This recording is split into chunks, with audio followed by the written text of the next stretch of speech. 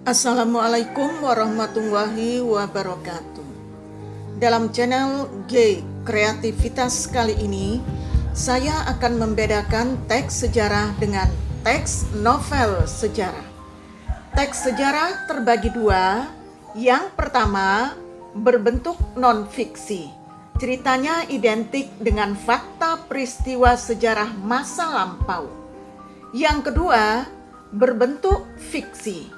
Ceritanya identik dengan hasil imajinasi yang dapat dituangkan dalam bentuk narasi seperti novel. Perbedaan teks sejarah dengan novel sejarah. Yang pertama, teks sejarah benar-benar ada dan pernah terjadi. Novel sejarah mengembangkan cerita sejarah yang ada dengan rekaan.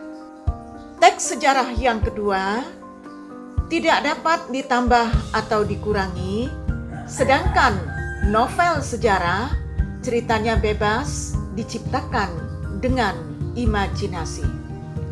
Perbedaan yang ketiga, memiliki hubungan satu fakta dengan fakta lain direkonstruksi. Sejarah dapat dilacak eksistensinya di masa lampau. Sedangkan novel sejarah, rekayasa pengarang diwujudkan dalam koherensi dan sekali-sekali relevan dengan situasi sejarah.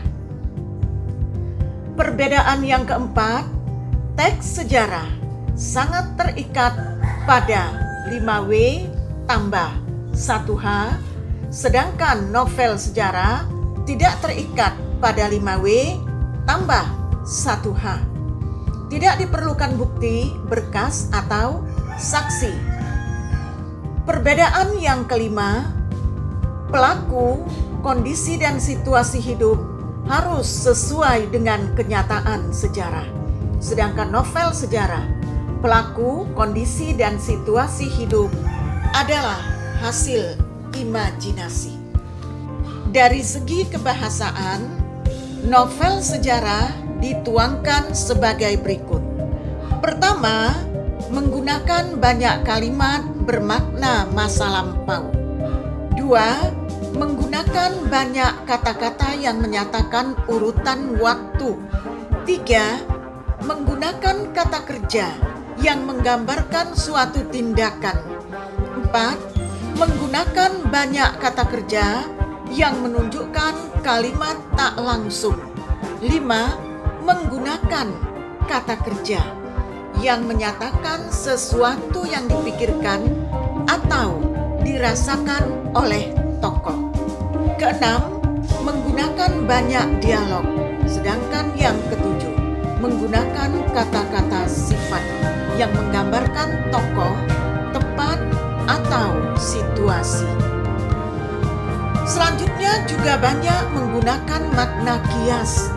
Fungsinya untuk membangkitkan imajinasi pembaca dan memperindah cerita. Dari segi kebahasaan, teks sejarah pertama menggunakan bentuk masa lampau. Dua, menggunakan konjungsi temporal. Tiga, menggunakan frasa adverbial.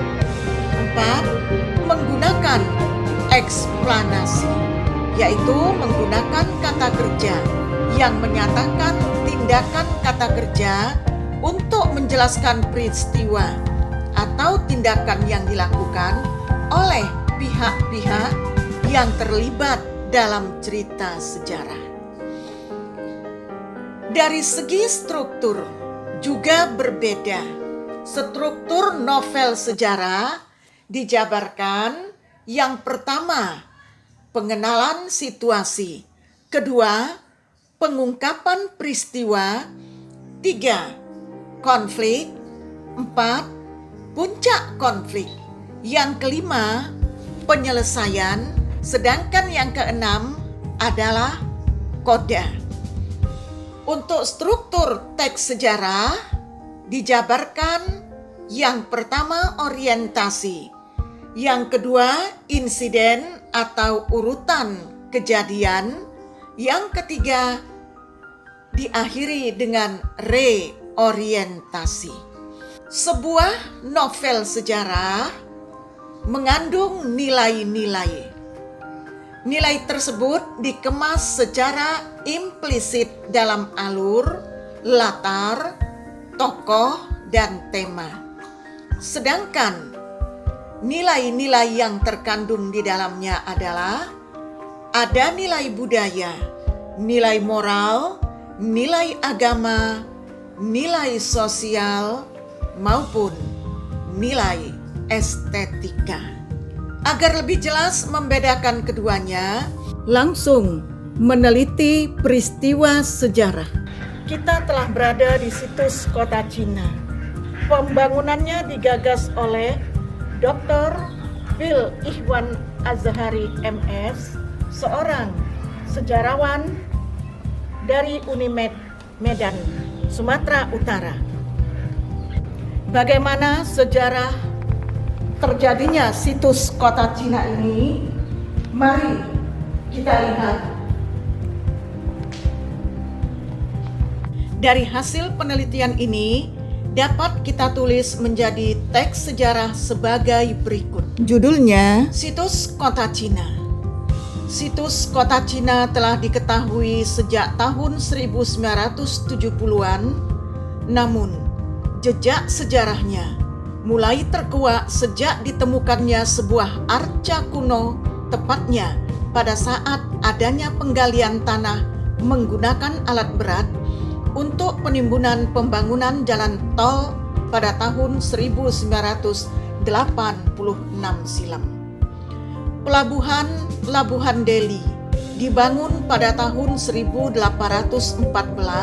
setelah Raja Deli ketiga, Tuanku Panglima Pasutan, memindahkan pusat pemerintahan Kesultanan Deli dari Deli Tua ke daerah Labuhan Deli.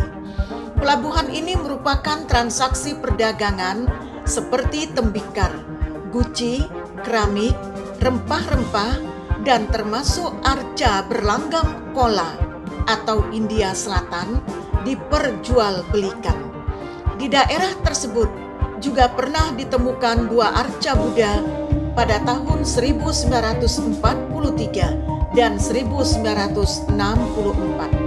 Kedua arca tersebut tampaknya berasal dari abad ke-11 sampai abad ke-12. Selain arca, ditemukan juga aneka keramik Cina. Dia juga mengungkapkan temuan beberapa keping koin kuno yang berasal dari Cina abad ke-4 hingga abad ke-11 dan sekeping koin abad ke-13 asal kerajaan Kandy, Sri Lanka.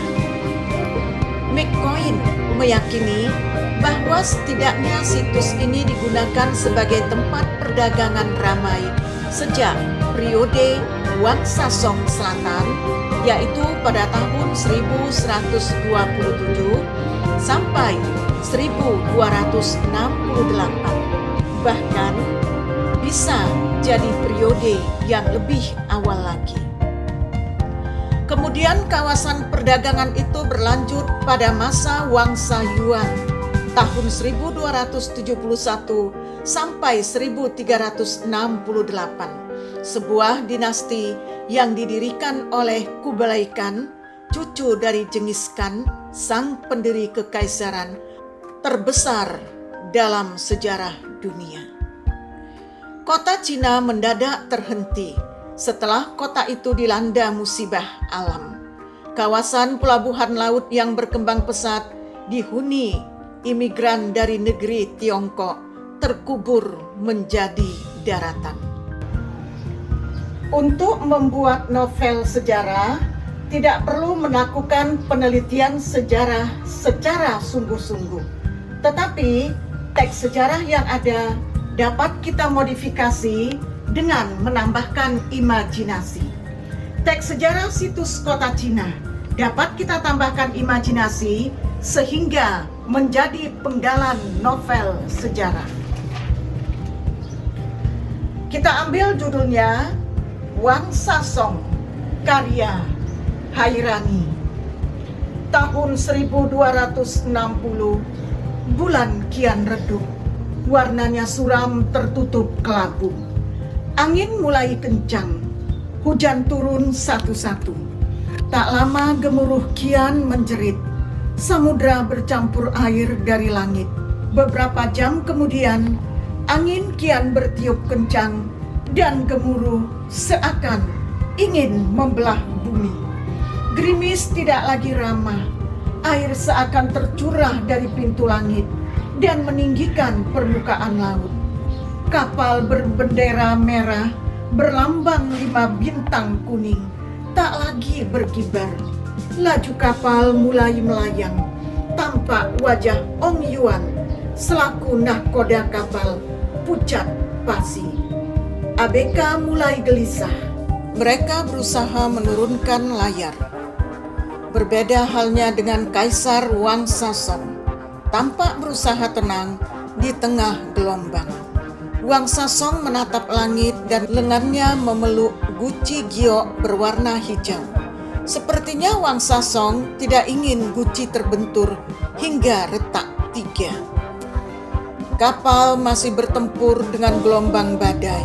Di hari kelima, melewati gelombang badai, tibalah rombongan Wangsa Song di pelabuhan kota Cina Marelan. Biasanya pelabuhan ini amat sibuk karena kota Cina merupakan pusat perdagangan pertama yang dapat diidentifikasi di pantai timur Sumatera Utara. Namun, kali ini lengang. Ternyata badai juga menerjang pelabuhan kota Cina. Wangsa Song tampak pucat. Pelabuhan dan pemukiman porak-poranda. Wangsa Song menuruni anak tangga dengan tergesa-gesa sambil masih memeluk sebuah kunci. Para pengawal mengikuti dengan sigap. Tepat di sebuah tikungan, Wangsa Song menghentikan langkah. Sebuah istana kecil yang dihuni permaisuri 9 rata dengan tanah. Kota Cina seakan mati. Wangsa Song bergetar tubuhnya dan berteriak memanggil permaisuri. Meilin, Ni Zaina.